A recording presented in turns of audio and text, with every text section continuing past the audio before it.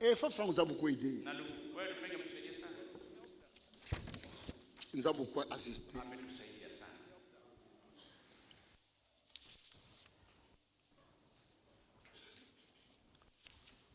On peut lire, on a encore le temps. On peut lire certaines choses.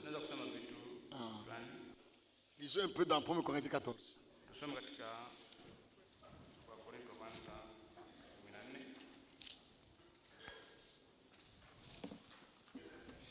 1 Corinthiens 14.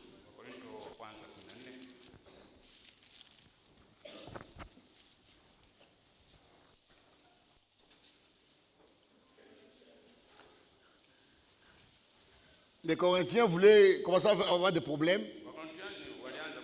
Ils voulaient que les femmes aussi commencent à prêcher. Et Paul écrit. Commençons au verset 33. Car Dieu n'est pas un Dieu de désordre, mais de paix. Comme dans toutes les églises des saints. Il y a batakatifu. Hapana mambo ya kule kwenu wa Corinthiens. Comme dans toutes les églises des saints, que les femmes se taisent dans les assemblées. Comment vous tasema chez kwetu walikuwa wataanza kuhubiri? Hapana. Ça c'est la doctrine. Dans notre doctrine, les femmes ne doivent pas prêcher. Mais comment vous commencez à permettre cela? Comment vous les Corinthiens commencez à permettre cela? Comment vous les Corinthiens commencez à permettre cela? Paul leur dit, comme dans toutes les églises des saints, que les femmes se taisent dans les assemblées. Ils ne leur ont pas permis d'y parler, mais qu'elles soient soumises comme le dit aussi la loi. Si elles veulent s'instruire sur quelque chose, qu'elles s'autorisent leur mari à la maison, car il est malsain à une femme de parler dans l'église. Et c'est de chez vous que la parole de Dieu est sortie.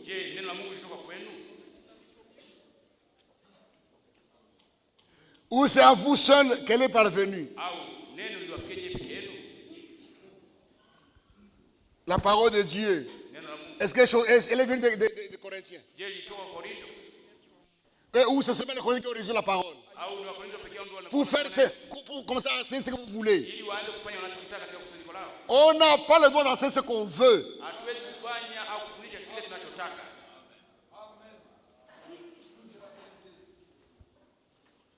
Dans les églises locales, on ne doit pas enseigner ce qu'on veut. Nous enseignons ce que nous croyons tous. Nous croyons les Écritures. Nous croyons le message de l'heure.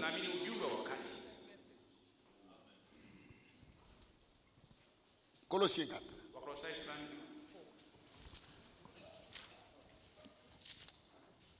Colossiens 4. Verset 16.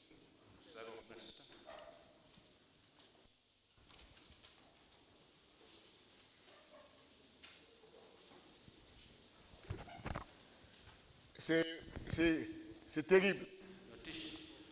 Vous prêchez une chose, on fait des bandes, on envoie ailleurs, tu te fâches. Tu prêches dans ton assemblée.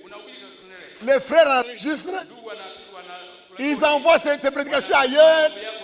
Ils disent, comment ça c'est local, pourquoi vous avez envoyé cela? Ce que tu prêches localement intéresse tout le monde.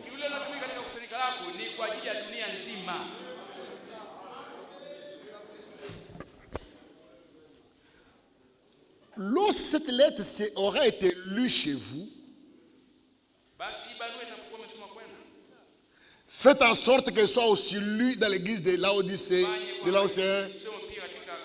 Et que vous lisiez à votre tour celle qui arrivera de la Odyssée.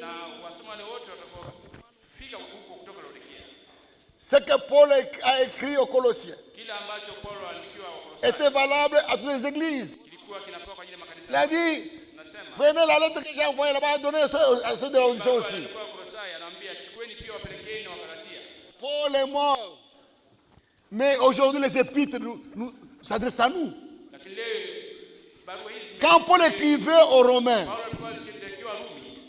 mais il s'adressait à l'église dans le monde entier. Quand Paul écrivait aux Corinthiens, c'était valable pour le corps de Christ. Ce que Branham prêchait à Jeffersonville, c'est pour le corps de Christ. Ce que Frank prêche à Krefeld, c'est le corps de Christ. Ce que toi tu prêches, c'est pour nous tous. On ne doit pas avoir des enseignements privés. On doit faire la même chose.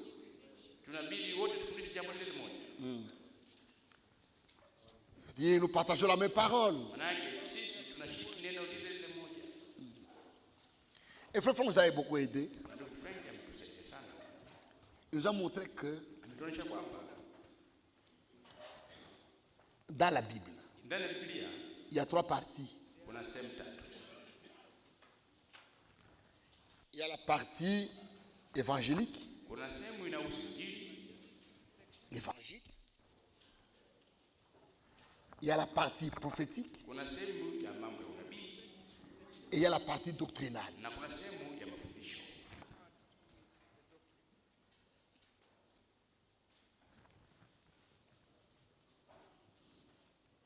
Et on doit faire attention. En ce qui concerne l'évangile, on ne doit pas prêcher un autre évangile.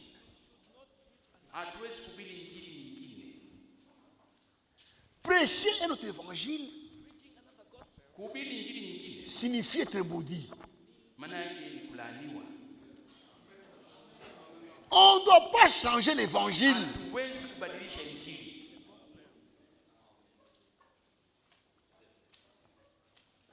Mes frères, Paul disait ceci.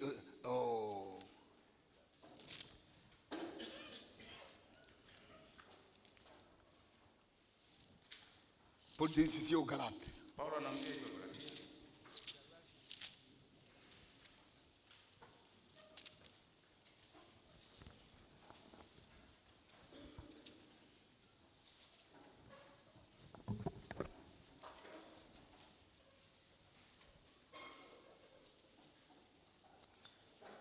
Galates 1, 6 à 9.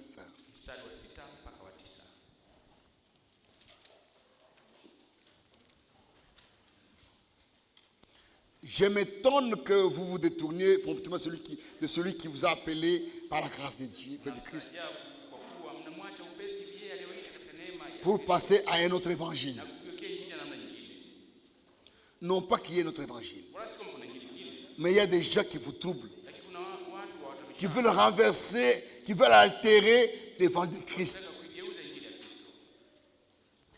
Mais si nous-mêmes, si un ange du ciel annonçait un évangile sécrétant celui que nous avons prêché, qu'il soit anathème, qu'il soit maudit. Nous l'avons dit précédemment, et je le répète à cette heure, si quelqu'un vous annonce un évangile, c'est quand celui que vous avez reçu, qu'il soit anathème.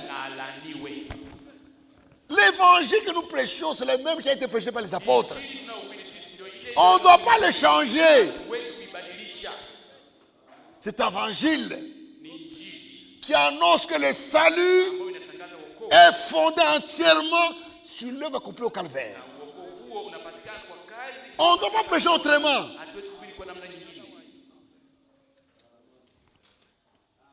L'évangile, on ne doit pas le changer.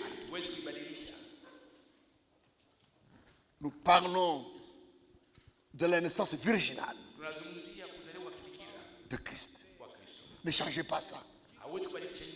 Dis non, il n'était pas né virginalement, il était né. Non. Jésus n'était pas un homme comme nous. Jésus est Dieu. Ne le présentez pas autrement. Il est Dieu. Notre salut, c'est entièrement basé sur la mort de Christ. On ne doit pas changer l'évangile. La Sainte Seine, le baptême, on ne doit pas le changer. Le baptême, c'est toujours au nom de Jésus-Christ. On ne doit pas baptiser aujourd'hui au nom de Branham. Ceux qui baptisent au nom de Branham sont maudits. Sur la base des Écritures, ils sont maudits. Changez l'évangile. 2 Corinthiens. 2 Corinthiens.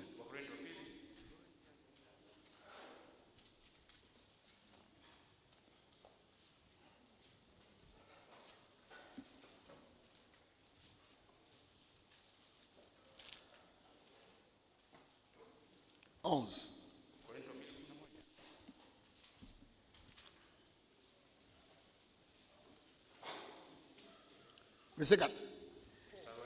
Si quelqu'un vous prêche un autre Jésus,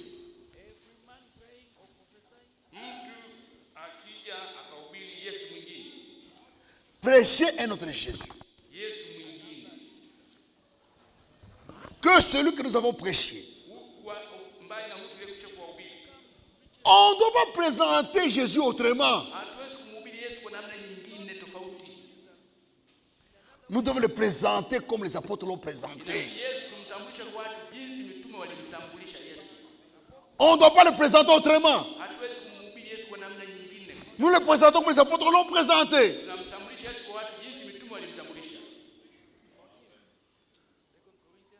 Ou si vous recevez un autre esprit que vous avez reçu, un autre esprit, non, on doit recevoir le Saint-Esprit. Ou un autre évangile que vous avez, que celui que vous avez embrassé. Verset 13. Ces hommes-là qui présentent Jésus autrement, ces hommes-là qui apportent un autre esprit, ces hommes-là qui prêchent notre évangile sont des faux apôtres, des œuvres trompeurs, déguisés en apôtres de Christ. On ne doit pas changer l'évangile.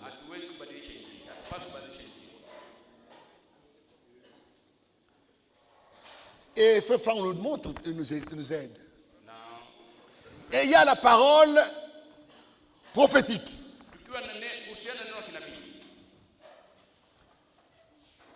Frère, il n'est pas réservé à tout le monde de prêcher la parole prophétique.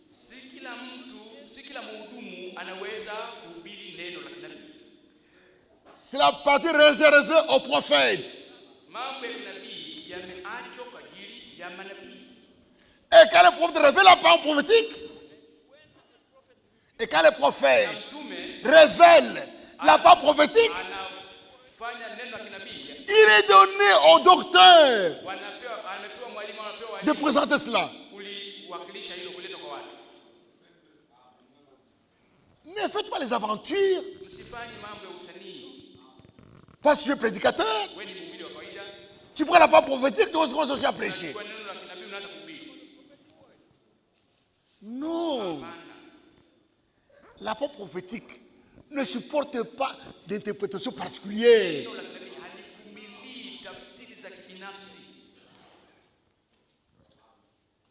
Il faut un prophète. Et quand le prophète a parlé, il a révélé cela, Il appartient aux enseignants, aux docteurs de présenter cela, de replacer cela dans les Écritures. Le prophète nous a révélé que le péché originel, c'était le péché d'adultère en Éden. Mais un enseignant est venu pour replacer cela dans les Écritures. Quand vous ne faites pas attention, vous allez tomber dans la fausse doctrine. C'est là où les gens, les autres qui sont tombés dans l'erreur. Quand la parole prophétique est donnée, il est réservé aux docteurs d'enseigner cela.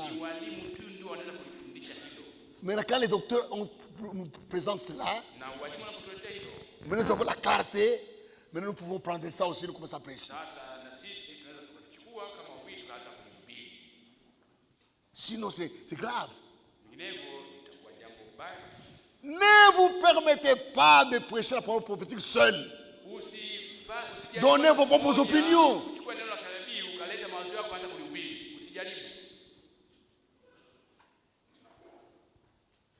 Et il y a la partie des doctrines. Ah, ça c'est l'enseignement. Et la doctrine fondamentale. Le frère nous a aidé à nous montrer que il y a la doctrine fondamentale et il y a des questions de connaissance. Ou femme. Il y a la doctrine fondamentale et il y a des questions de simple connaissance.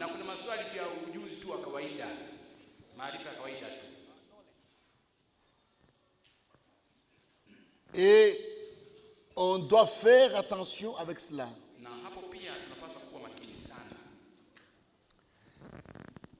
La doctrine fondamentale est obligatoire à tous. Elle est la même dans toutes les assemblées locales.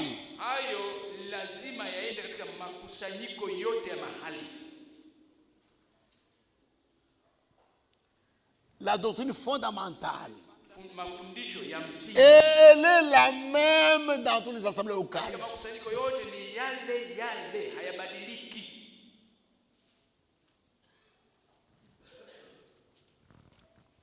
On ne doit pas voir sa propre doctrine fondamentale. La doctrine fondamentale, c'est celle qui est déjà dans toutes les églises. Elle est la même. Elle est consignée dans les Écritures. La divinité de Jésus-Christ, c'est la doctrine fondamentale. Ne touchez pas à ça. Ne touchez pas à ça. C'est la doctrine fondamentale. Quand tu commences à dire non, Jésus-Christ, c'est la deuxième personne de la divinité. C'est fini. Ça va créer des divisions maintenant. On peut marcher ensemble, c'est un conflit. Oui. Nous sommes sauvés par le sang de Christ. Il n'y a pas à discuter, c'est ça la doctrine fondamentale. Il n'y a pas à discuter. Ce que nous sommes, c'est le sang de Jésus. Non, le message c'est le sang. Le message n'est pas le sang. Quand tu vas dire que le message c'est le sang, tu vas toucher à la doctrine fondamentale. Le baptême et les doctrines fondamentales. On ne peut pas baptiser autrement. Nous baptisons par immersion au nom de Jésus-Christ. Un point c'est tout. On ne peut pas prêcher autrement.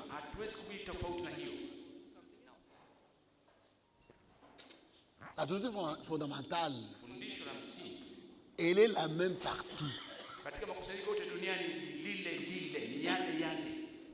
C'est ce qui est consigné déjà dans les Écritures. Ah. C'est déjà consigné. Frère Franck explique bien cela dans la liste circulaire 43.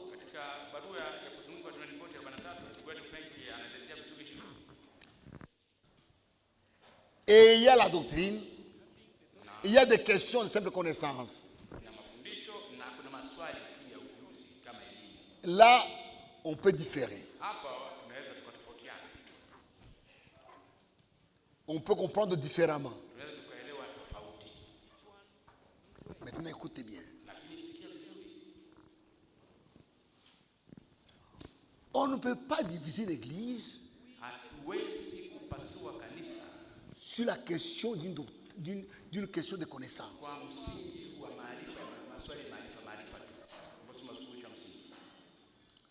Comment vous avez la même doctrine fondamentale? Comment vous avez la même doctrine fondamentale et vous vous divisez sur la question de connaissance? Vous serez condamné par le Seigneur. C'est pourquoi partout où les gens sont divisés et que ils croient de la même manière sur la doctrine fondamentale, ils seront condamnés pour la division. Si vous croyez de la même manière, rentrez ensemble avant de continuer la marche.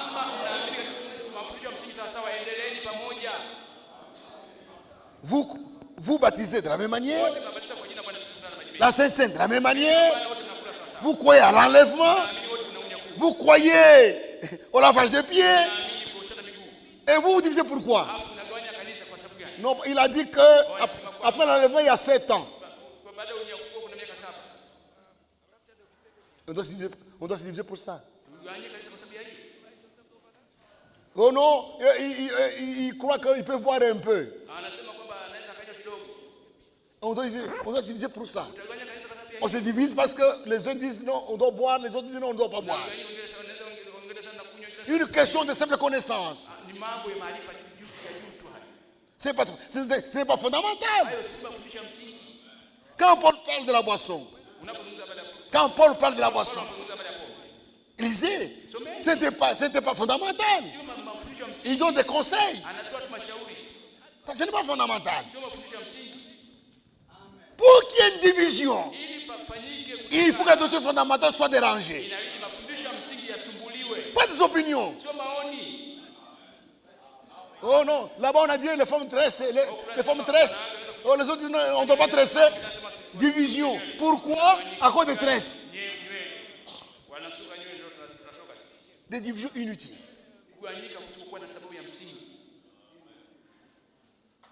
Non. On met de l'ordre, on place un diacre qui a fait une chose qui n'est pas correcte. Non, moi je ne veux pas celui-là. Oh non, moi il est bien. Et vous vous divisez parce qu'on a mis un diacre qui n'était pas bien. Frère, nous devons arrêter les divisions inutiles.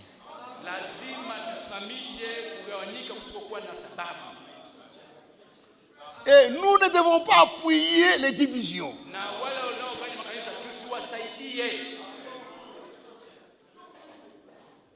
Demandez-vous, vous divisez pourquoi. Ils ont dérangé quelle doctrine?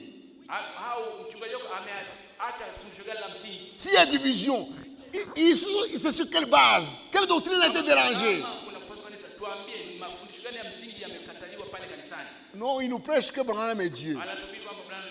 Ah là, on ne peut pas supporter ça. Oh, il dit non, maintenant nous avons une nouvelle révélation, on doit baptiser au nom de Jésus-Christ, au nom de Branham.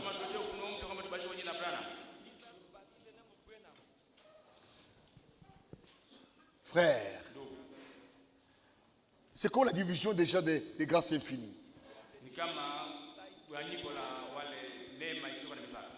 C'est une division inutile.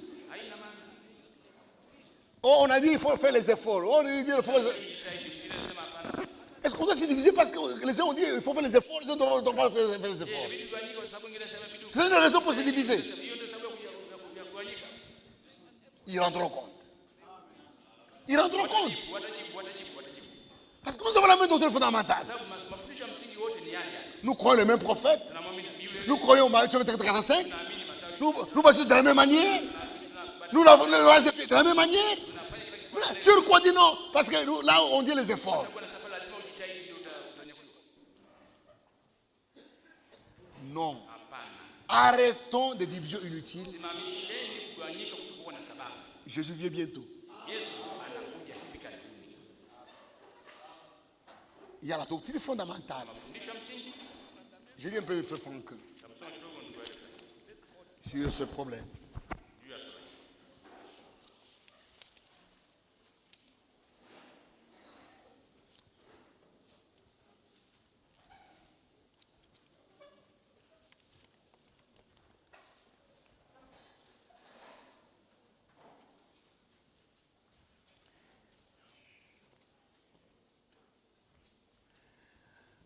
On peut toucher au ministère de Fubranham. Leçon 43. Page 6 à 8.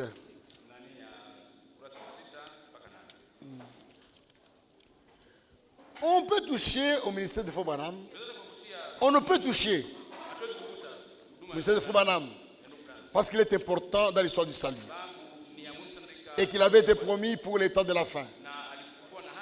Il s'est accompli ce qui lui a été dit le 11 juin 1933. Soit que ce message de la parole révélée en son temps précéderait la deuxième venue de Christ. Cependant,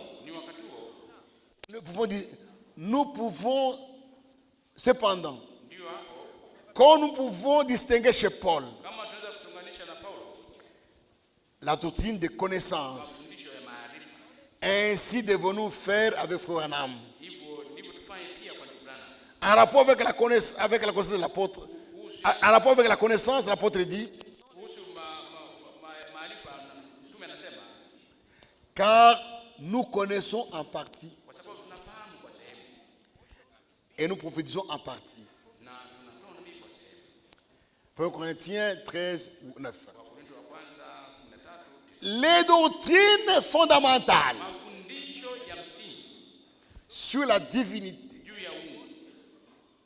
le baptême, le repas du Seigneur, la résurrection, l'enlèvement, etc., ne sont pas partielles, mais fermement établies, car elles sont des doctrines fondamentales de l'Église.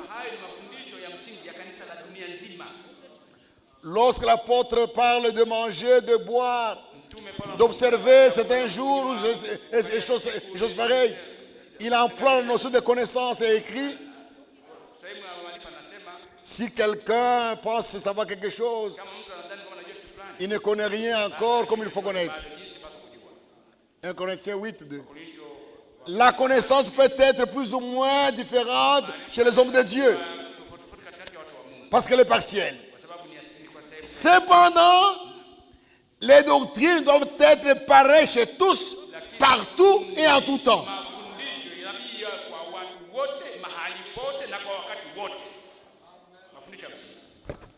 Et dans cet âge, le prophète que Dieu a envoyé dans cet âge, avec l'esprit d'Élie, il nous a ramenés à la doctrine fondamentale sur la divinité, sur le baptême, etc. On ne doit pas nous diviser sur les opinions, sur la connaissance. On ne doit pas se diviser sur ça. Oh, ils disent qu'il faut boire. Laissez-le boire chez eux là. Mais ce n'est pas. Laissez ça, ce n'est pas fondamental. Dieu va nous aider. Allons. Aujourd'hui, des divisions. Maintenant, nous sommes à la fin. Que toutes les divisions inutiles, qui ne sont pas fondées sur la parole de Dieu, où il n'y a pas de raison biblique, on doit les arrêter. Revenez ensemble. Parce que Frère Franck a beaucoup insisté ces derniers temps. Il dit, dans chaque ville, il doit y avoir une seule assemblée. Il dit, on trouve aujourd'hui beaucoup d'assemblées dans des villes. Et il dit ceci. Même s'il y a beaucoup d'assemblées dans une ville, devant Dieu, il n'y a qu'une seule qui est juste. Il n'y a qu'une seule qui est juste.